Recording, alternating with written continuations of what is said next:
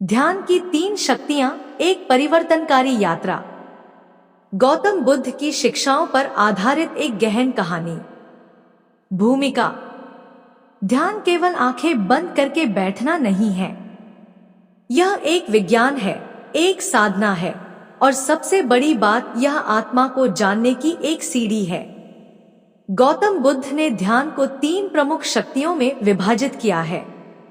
एक, आध्यात्मिक शक्ति, स्पिरिचुअल पावर। 2, चित्त शक्ति, power of mind concentration.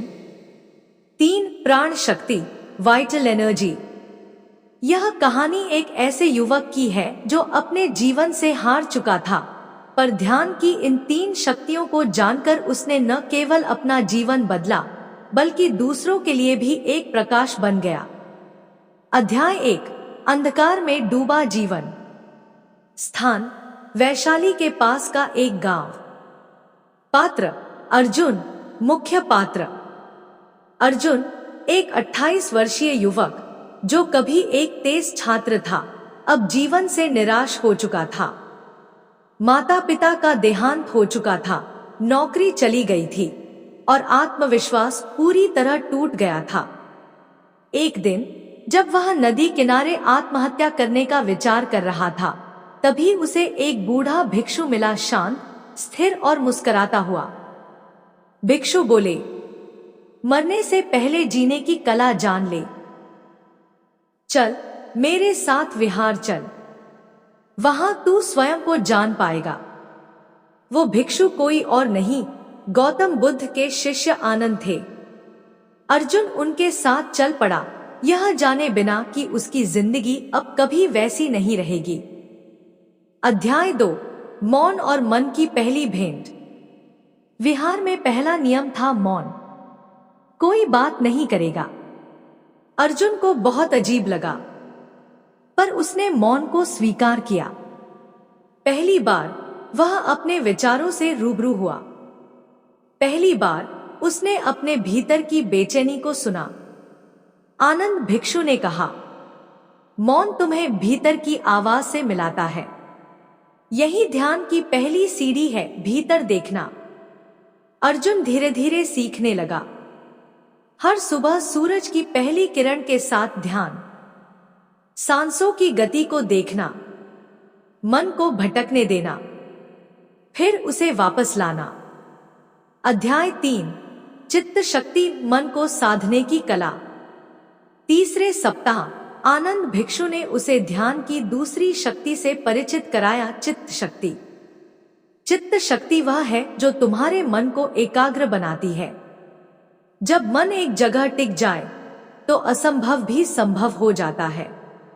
Arjun ने पूछा, पर मेरा मन तो बहुत भटकता है, मैं कुछ मिनट भी बैठ नहीं पाता। आनंद मुस्कुराए। मन का स्वभाव है भटकना, साधक का धर्म है उसे लौटाना। वे बोले, हर सांस के साथ जब तू लौटता है तो चित्त मजबूत होता है। हर विचार को देख, पर उसमें उलझ मत। अर्जुन ने अभ्यास जारी रखा। धीरे धीरे उसका ध्यान 5 मिनट से बढ़कर 30 मिनट तक होने लगा। अब वह अपनी भावनाओं को देख पा रहा था, उनसे प्रभावित नहीं हो रहा था। अध्याय 4, आध्यात्मिक शक्ति, आत्मा की पहचान। एक दिन आनंद भिक्षु ने उसे अकेले एक गुफा में भेजा। वहां कोई बात नहीं, कोई साधन नहीं, बस मौन और अंधकार। 3 दिन बाद अर्जुन गुफा से बाहर निकला, उसकी आंखें नम थी। उसने कहा, मैंने पहली बार खुद को देखा, न शरीर, न विचार, न भावना, बस एक प्रकाश, जो मैं हूं। आनंद बोले, यही है आध्यात्मिक शक्ति। जब तू यह जान लेता है कि तू शरीर नहीं, विचार नहीं, तब तू मुक्त हो जाता है। आध्यात्मिक शक्ति वह पहचान है जो आत्मा को आत्मा के रूप में जानती है, जिससे मृत्यु का भी भय समाप्त हो जाता है। अर्जुन ने अब जीवन को बिल्कुल नए दृष्टिकोण से देखना शुरू किया। अध्याय 5, प्राण शक्ति, ऊर्जा का विज्ञान। कुछ कुछ महीनों बाद अर्जुन ने देखा कि उसका शरीर पहले से ज्यादा ऊर्जावान हो गया है। वह कम सोता था पर थकता नहीं था। आनंद बोले, अब तू प्राण शक्ति से परिचित हो रहा है। ध्यान जब शुद्ध हो जाता है तो सांसों से ऊर्जा खींची जाती है। यह ऊर्जा तुझे भीतर से बदलती है। उन्होंने अर्जुन को एक विशेष अभ्यास सिखाया, अनुलोम विलोम और प्राण धारणा, जहां श्वास को गहराई से लिया और छोड़ा जाता है। ध्यानपूर्वक हर सांस के साथ ऊर्जा का अनुभव किया जाता है। अर्जुन ने जाना, श्वास केवल हवा नहीं है, यह जीवन का सार है। हर सांस में ब्रह्मा है। अब अर्जुन का जीवन बदल चुका था, मानसिक शक्ति, आत्मिक शक्ति और शारीरिक ऊर्जा से भरपूर। अध्याय 6। अब वह शिक्षक बन गया। 2 साल बाद अर्जुन अब स्वयं लोगों को ध्यान सिखाता है। उसने एक छोटा सा ध्यान केंद्र खोला जहां लोग दुख, तनाव और निराशा से बाहर निकलने आते हैं। उसकी सबसे बड़ी सीख थी, ध्यान कोई धर्म नहीं है, यह जीने की कला है। जो इसे जान लेता है वह कभी हारता नहीं। वह सिखाता था, मन को साधना चित्त शक्ति, आत्मा को पहचानना आध्यात्मिक शक्ति, ऊर्जा को जागृत करना प्राण शक्ति। अंतिम अध्याय, बुद्ध की मुस्कान। एक दिन एक वृद्ध भिक्षु ध्यान केंद्र आए। वह कोई और नहीं, स्वयं आनंद भिक्षु थे। उन्होंने अर्जुन से पूछा, अब क्या जान लिया तूने? अर्जुन मुस्कराया, अब मैं जानता हूं, जो भीतर है वही सबसे बड़ा है। ध्यान कोई रास्ता नहीं, गृह प्रवेश है आत्मा में। आनंद भिक्षु ने मुस्कुराते हुए कहा, अब तू तैयार है औरों के दीपक जलाने के लिए। और बुद्ध की एक उक्ति उसे याद आई, अप्प दीपो भव, स्वयं दीपक बनो। यही ध्यान की सबसे बड़ी शक्ति है। अध्याय 7। चित्त शक्ति का चमत्कार। जब मन साधा, जीवन सुधरा। ध्यान केंद्र में एक दिन एक स्त्री आई, उसका नाम था संध्या। वह अवसाद, डिप्रेशन से पीड़ित थी। पति ने छोड़ दिया था, बेटा भी दूर चला गया था। वह बोली, मैं सब कुछ भूल जाना चाहती हूं। यह जीवन, यह दर्द। अर्जुन ने उसे कुछ नहीं कहा, बस एक छोटी सी चित्त साधना दी। हर दिन सुबह 4 बजे उठो, 10 मिनट केवल सांसों को देखो, बस देखना, कुछ बदलना नहीं। जो भी विचार आए उन्हें आने दो, लेकिन उनसे बातचीत मत करो। 7 दिन में ही संध्या की आंखों में हल्का सा उजाला आ गया।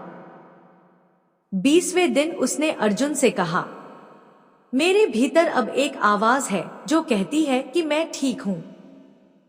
चित्त शक्ति ने उसका जीवन बदल दिया। विचार वही थे, पर अब वे उसे नहीं डुबोते थे। अर्जुन ने उसे समझाया, जो मन को देखना सीख जाता है वह धीरे धीरे उस पर नियंत्रण पाता है। और जब चित्त शांत हो जाए तब संसार का कोलाहल भी मधुर हो जाता है। अध्याय 8। आध्यात्मिक शक्ति, मृत्यु के भय से मुक्ति। एक दिन ध्यान केंद्र में एक 70 वर्षीय व्यक्ति आया, नाम था धीरज। वह हर पल मृत्यु के भय से कांपता था। उसने अर्जुन से कहा, जब से मुझे हार्ट अटैक हुआ है मैं हर घंटे अपनी सांस गिनता हूं। मुझे मरने का डर है। अर्जुन मुस्कुराया, तो अब जीना सीख। मृत्यु से नहीं, मृत्यु के डर से डरना बंद कर। अर्जुन ने उसे स्वचिंतन ध्यान सिखाया, जहां व्यक्ति रोज बैठकर स्वयं से 3 प्रश्न पूछता है। 1, मैं कौन हूं? 2, जो मैं नहीं हूं, क्या मैं उसे पकड़ के बैठा हूं? 3, क्या मृत्यु से पहले मैं जी रहा हूं? धीरज ने अभ्यास जारी रखा। 60 दिन बाद वह रोते हुए बोला, अब मुझे मृत्यु से डर नहीं लगता, क्योंकि अब मैं जानता हूं कि मैं शरीर नहीं हूं। मैं एक चेतना हूं और चेतना कभी नहीं मरती। यही आध्यात्मिक शक्ति है जो मृत्यु को भी मूक बना देती है। अध्याय 9, प्राण शक्ति जब शरीर बना मंदिर। अर्जुन अब रोजाना 2 घंटे प्राण साधना करता था। उसने जाना कि शरीर सिर्फ मांस नहीं है, यह एक मंदिर है जिसमें चेतना वास करती है। ध्यान केंद्र में एक युवा लड़का आया, विवेक, जिसे थकावट, चिड़चिड़ापन और मोटापा परेशान कर रहा था। डॉक्टर ने कहा थायराइड है। अर्जुन ने उसका इलाज ध्यान से शुरू किया। प्राण शक्ति जागरण का अभ्यास। सुबह 6 से 7 तेज गहरी सांसों के साथ कपालभाति, फिर 10 मिनट भ्रामरी प्राणायाम, फिर 20 मिनट प्राण ध्यान। मैं सांस नहीं ले रहा, जीवन मुझसे सांस ले रहा है। 90 दिन में विवेक का शरीर बदल गया। रिपोर्ट्स नॉर्मल, मन स्थिर, ऊर्जा भरपूर। अर्जुन ने कहा, जब तुम प्राण को साध लेते हो तब रोग खुद हार मान जाते हैं। शरीर तब दवा नहीं, साधना से चलता है। अध्याय 10, ध्यान का चौथा आयाम, सेवा। अब अर्जुन ने अपने केंद्र में ध्यान के साथ साथ सेवा को भी जोड़ दिया, क्योंकि उसे बुद्ध के वो शब्द याद थे, वह ध्यान अधूरा है जो केवल स्वयं तक सीमित हो। अब ध्यान केंद्र में ध्यान के बाद सभी बुजुर्गों को भोजन कराया जाता। हर पूर्णिमा को मौन पद यात्रा होती, जहां सैकड़ों लोग बिना बोले गांव गांव जाकर ध्यान का संदेश फैलाते। ध्यान अब व्यक्तिगत नहीं रहा था, वह अब सामाजिक क्रांति बन चुका था। अध्याय 11, पूर्णता की अनुभूति, जहां कुछ बाकी नहीं रहता।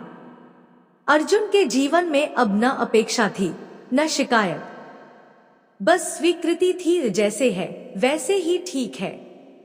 एक दिन ध्यान करते हुए उसे लगा जैसे सारा शरीर मिट गया, सारे विचार रुक गए, कोई अनुभव नहीं, केवल होना था। बाद में वह बोला, उस क्षण मुझे कुछ नहीं मिला, पर जब आंख खुली तो सब कुछ बदल चुका था। वह एक क्षण शायद निर्वाण था। अंतिम शब्द, ध्यान की शक्तियां यदि जीवन में उतार ली जाए तो।